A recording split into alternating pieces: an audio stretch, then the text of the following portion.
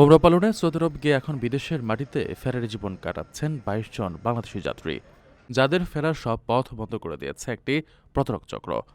Mask হজ group নামের একটি travel এজেন্সির দেওয়া ভুয়া রিটার্ন টিকিটের কারণে জেদ্দায় আটকা পড়েছেন তারা।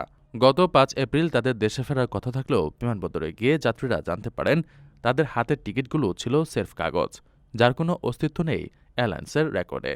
বর্তমানে ভিসার মেয়াদ শেষ হয়ে যাওয়ায় সৌদি আরবে অবৈধ হয়ে পড়া এসব যাত্রীদের প্রতিটি মুহূর্ত কাটছে চরম আতঙ্ক ও অনিশ্চয়তায়। অনুসন্ধানে জানা গেছে, অভিযুক্ত মাস্ক হজ গ্রুপ ধর্ম মন্ত্রণালয়ের কোনো নিবন্ধন ছাড়াই দীর্ঘদিন ধরে অবৈধভাবে ওমরা প্যাকেজ পরিচালনা করে আসছিল। এর আগেও এই এজেন্সির মাধ্যমে যাওয়া ৭৪ জন যাত্রী একই ধরনের ভয়াবহ প্রতারণার শিকার হন। এবার ভুক্তভোগী ওমরা যাত্রীদের মধ্যে সরকারি কর্মকর্তা থাকায় বিষয়টি নিয়ে প্রশাসনিক তৎপরতা বেড়েছে।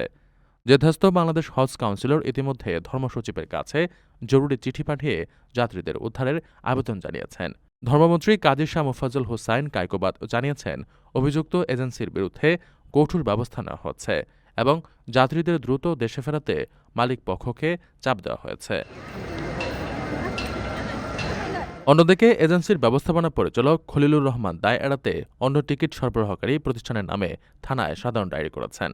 তবে ওমরা পালনের বাধ্যতামূলক নিয়ম অনুযায়ী নিশ্চিত রিটার্ন টিকিট ও হোটেল বুকিং থাকার কথা থাকলেও এজেন্সি কিভাবে এই জালিয়াতি করল তা নিয়ে প্রশ্ন উঠেছে।